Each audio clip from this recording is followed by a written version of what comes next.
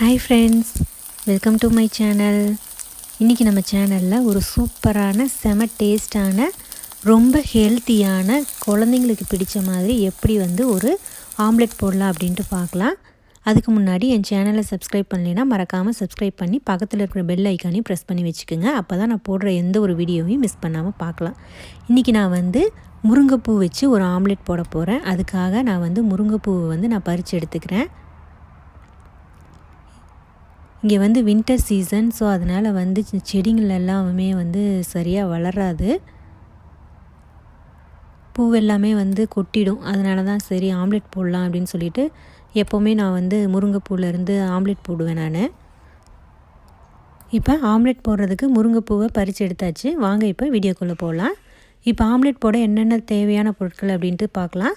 நான் 2 பெரிய வெங்காயத்தை எடுத்து பொடிசாக கட் பண்ணி வச்சுருக்கேன். முருங்கைப்பூவை க்ளீன் பண்ணி வச்சுருக்கேன். நான் குடமிளகாய் எடுத்து வச்சுருக்கிறேன், ரெட் கலரும் ஆரஞ்சு கலரும்.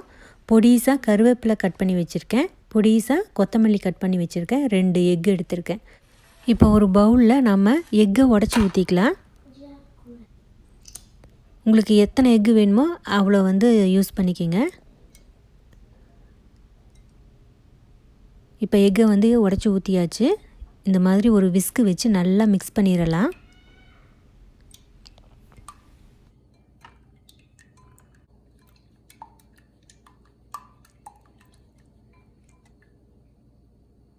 மிக்ஸ் பண்ணியாச்சு. கட் பண்ணி வச்சுருக்கிற ஆனியன் சேர்த்துடலாம். குடமிளகாய், உங்கள்கிட்ட க்ரீன் கலர் இருந்தாலும் அதையும் சேர்த்துக்குங்க.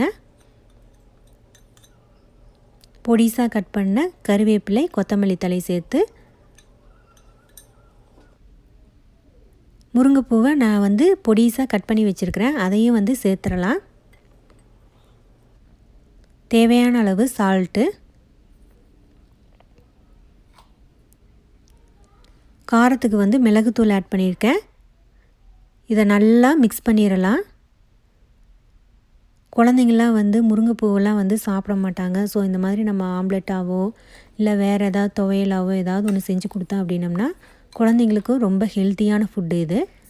இப்போ ஆம்லெட் போடுறதுக்கு நான் கேப்சிகமை தின் ஸ்லைசஸாக கட் பண்ணி வச்சுருக்கேன். என்னோடய கிரிடிலும் நல்லா ஹீட் ஆயிடுச்சு. உங்கள்கிட்ட இந்த கிரிடில் இல்லை அப்படின்னா நீங்கள் தோசைக்கல்லில் கூட இந்த மாதிரி நீங்கள் பண்ணலாம்.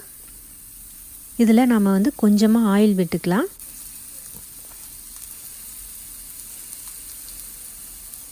லைட்டாக ஆயில் ஊற்றினா போதும். இப்போ நம்ம கலந்து வச்சுருக்கிற எக்கை இதில் ஊற்றிடலாம்.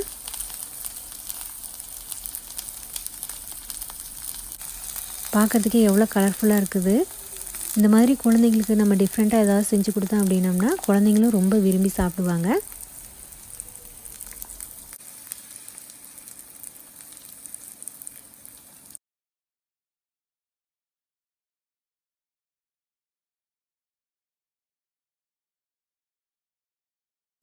இப்போ ஸ்டவ்வை மீடியம் ஃப்ளேமில் வச்சிடலாம். அப்போ தான் ஈவனாக குக் ஆகும்.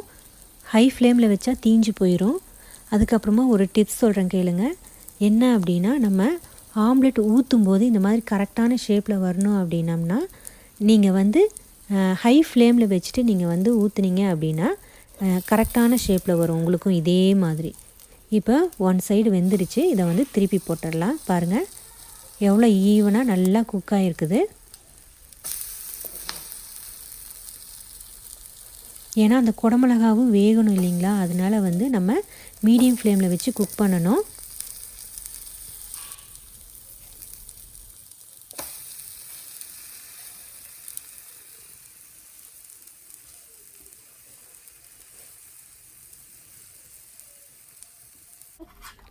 ரெண்டு சைடுமே நல்லா குக் ஆயிருச்சு.